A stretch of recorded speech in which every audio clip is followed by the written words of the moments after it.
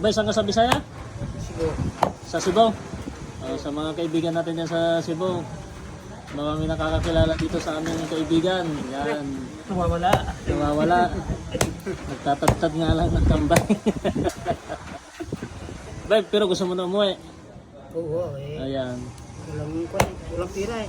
Yan, sa mga taga Cebu. Walang pira. Yung kababayan nyo nandito sa amin, napadpad sa San Diego, gusto mong umuwi. Punta ka kami doon. Ibigyan ko pa mo sa'yo. Lalapit natin. Kung mag-click tong video niya, mas makakatulong sa kanya. Uwe, eh, walang mga pira.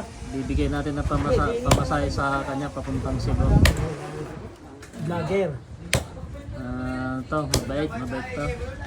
Nasa Tanag nakatira to. So, bay, ilan taong ka na dito sa San Diego? Edad ko nung 20. 50 ka lang na ko ngayon. 50 ka na? 54. 54 years na pala siya dito. Ay, gustong-gusto mo, pira na lang ang kulang daw, sabi niya.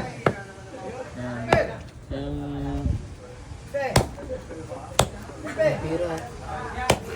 Kung may pira, tagal lang mo. Kung may pira daw, Pero may asawa dyan. Meron. Hindi, wala naman na. May asawa ko naman may mga anak. May asawa dati yun. Itong gusto mo Distro. sa Cebu. Sa Cebu ba ito? Cebu City. Cebu City.